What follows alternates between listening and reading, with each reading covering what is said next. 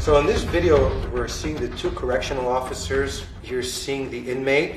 They're talking to him. You know that something's up. Now, look what he's doing. He's creating his distance and his range. He's keeping his eye on both of them and his positioning. He's moving a couple of feet back.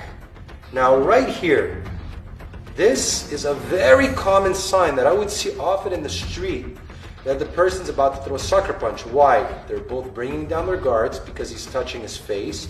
He's created the distance, and now he's going to sucker punch from here to here. Now this guy does a very good job, because when you're faced, if you're in security, when you're faced with an attacker, what you want to do is you want one person to go to the side and one person in front. Like this, it's easier for you to come in off the side. So touches his face, boom, right there. So you can see, boom, goes into the choke, grabs him, right away, boom, down, mounts him. Now let's see what he could have done differently to either block, intercept, or be able to catch that sucker punch. Okay, so now we're gonna look at basically a sucker punch. So what happens in this video, the correctional officer, first of all, has his hands down. Guys, in every video you're gonna hear me say, talk with your hands up. If I'm here, either crossed, Benny stand, and if it gets to the point where the person's pushing or shoving, you're in a passive stance. So what does the person do? He starts looking around, he starts angling off, touching his face. Now this guy's hands down, he throws the punch, going slow, boom. It's impossible for you to stop it. Now, this is very textbook, like I said before. And I've seen so many guys get knocked out in the club just like this. So stay here, Costa, I'm gonna be the bad guy. And a lot of times, I would see shit like this where the guy goes, oh, come on, man. He's looking around. Why? Is there witnesses? Or maybe, are people looking because he wants to look like a badass? The second thing he's gonna do, he might touch his face, like kind of do stuff like this. Why? Because it lowers his guard and it makes it look like the guy doesn't want to fight.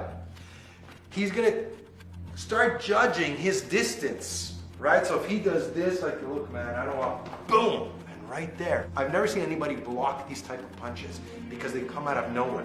What he should do, and if you're a security officer, is always have your hands up, right? So I'm here.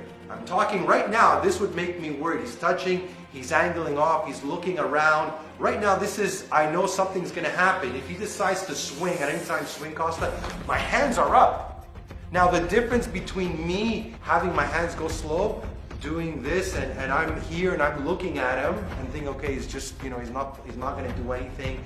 He's angling and then he hits me, boom, versus me having my hands up is gonna make all the difference. It's just your flinch and your reaction. So again, you're faced with an attacker, keep your hands up. If you see him move, I'm gonna move as well.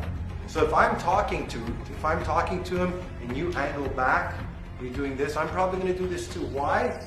Because now I'm moving as well. If I sit still, it's easy for him. What is he doing? He's setting up his range, he knows, and I'm standing at the same place. However, if I move, he's gotta move as well every time. So it could be something as simple where you just shift your weight, take one step back, and you're breaking that range that he needs, or that distance he's taking.